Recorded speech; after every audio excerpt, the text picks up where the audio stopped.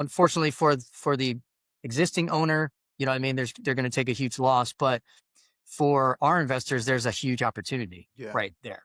And literally, we're buying this property. We bought a property down the street, less than 5 miles away in 2018. And we're buying this property today in 2026 for almost the exact amount per door as we did this other property in 2028. So that's showing you how much the pricing is adjusted back. True in my head. So one of my favorite things that I say on here, a Bible verse that I say, and it's different translation, but my favorite translation is, it says, you make your plans, but the Lord determines the outcome. So, or another translation, you make the plan, but he orders your steps, right? So I love the fact he allows you to make the plan, but man, he may turn that thing on his heel. Yes. But like you said, um, it's another verse. I've never said it here, but as you was talking, it came to mind. It literally says, count it all joy when you go through diverse temptations or when you go through diverse trials. Meaning like this is the opportunity to have joy. And that Mhm. sounds crazy, but like you just said, if you don't go through the trial, you will never experience what the true joy feels like. So when it comes, count it joy, because when you get past this, and listen, you will get past it. You will. Listen, let Yes. that sink, people. You will get past it. And when you get past it, I promise you the joy you will feel when you look back. And some of you right now, even thinking about like some of the things you've been through, it's like, you know what? He kind of right. I do feel pretty good now that I got past it. So just as you said different things, different alarm bells started going through my head. And anybody that, you're facing trial, just know you will get past it. Another thing I, Yes. I say, Mr. Brian, now I thought I was originally the person that thought of this. And so I was about to get it on the t-shirt and everything. But as I started researching, I realized other people say this, but it still rings true to me. I often say failure is fertilizer, right?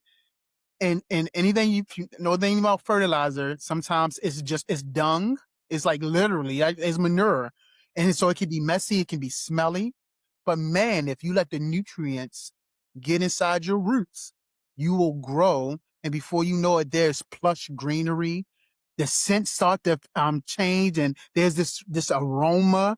And so if you allow yourself to go through the hard times, it's just fertilizer to grow you. And so, man, when you said lessons the hard way, man, that just rung true in my ears. And so, I appreciate you, man. I would love to know what's next for Two Waters. Like, what are you looking to solve or scale next, Mr. Brian? Yeah. We are, we went through the trials and tribulations, I think, with a lot of people in our industry, right? As we were talking about before, we've seen this roller coaster of rising in asset prices, and, apartment complex pricing was at an all-time high back in, like I said, around 23-ish, that time frame, right? And we've seen asset prices coming down rapidly. And so our next iteration is that we see a great opportunity there, right? For example, we were talking about earlier, we're closing on a property right now that actually we've been negotiating with the bank. So we had a bank that came back to us that we've done a couple deals with, and we did really well in this area prior of Atlanta. And the bank said, hey, you guys have done a good job before. We have an owner that's absolutely in trouble. They're going to lose 100% of their equity, unfortunately. But we're looking for somebody to take this property over, and hopefully you'd want to work with us as the bank to take this over in a short sale. And so we said, great. That's, um, unfortunately for the existing owner, you know what I mean, they're going to take a huge loss, but for our investors, there's a huge opportunity right there. And literally, we're buying this property. We bought a property down the street, less than 5 miles away in 2018. And we're buying this property today in 2026 for almost the exact amount per door as we did this other property in 2028. So that's showing you how much the pricing is adjusted back. Like 8 years, we're turning back the clock 8 years in pricing. And we're picking up this property, for that same exact price that we would have paid for it in 2018. Huge opportunities, I think, on both sides of the coin. As you were talking before, I was just thinking I want to add one last comment to that about the fertilizer and about going through these rough times and these hard times and the lessons learned the hard way, right?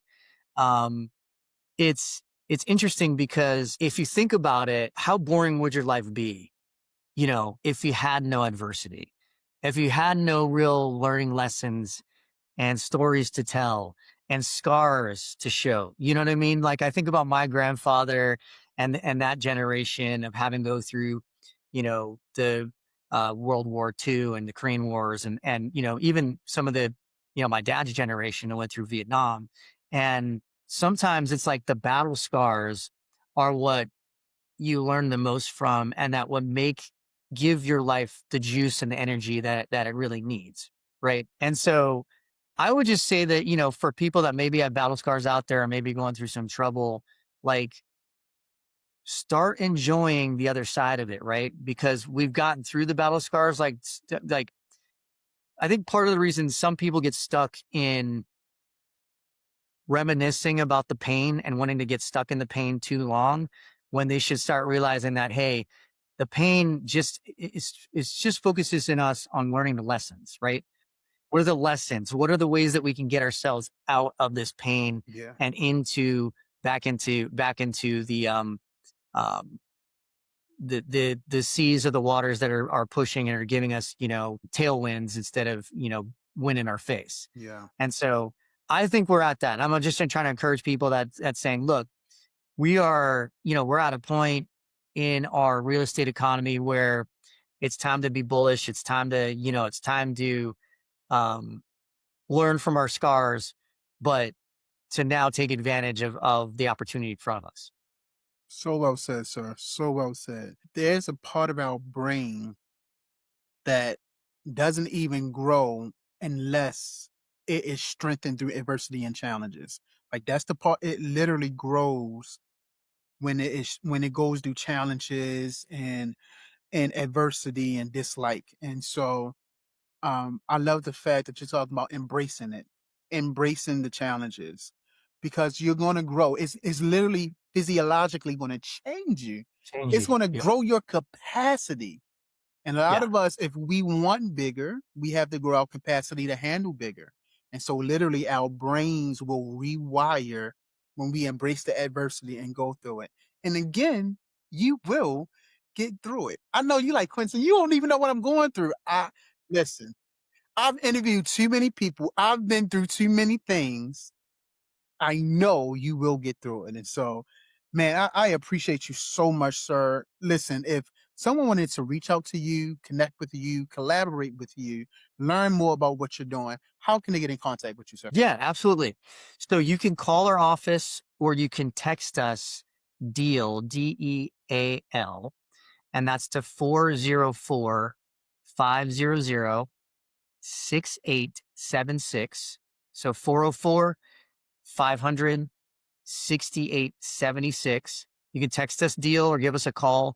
We'll send you our 7-point deal filter. It'll help you from getting into, some lessons learned that we've had in the past and how to not get yourself in a bad deal moving forward in this iteration. Love to give that away for free to you there. If you're an email person, you just email us at invest@twowaterscapital.com. That's the number two, and then Waters Capital spelled out. You can also visit us, our website's Two Waters Capital as well. The number two, Waters Capital. And then the last way too, if you'd love to connect or just listen to what we're up to, we've got the Lessons the Hard Way podcast that can be found in any of your podcast outlets, iTunes, et cetera, and also on YouTube. So would love for you guys to follow us there as well. But yeah, would just love to connect, love meeting people like yourself, and, just love to help in any way we possibly can. Yeah, yeah.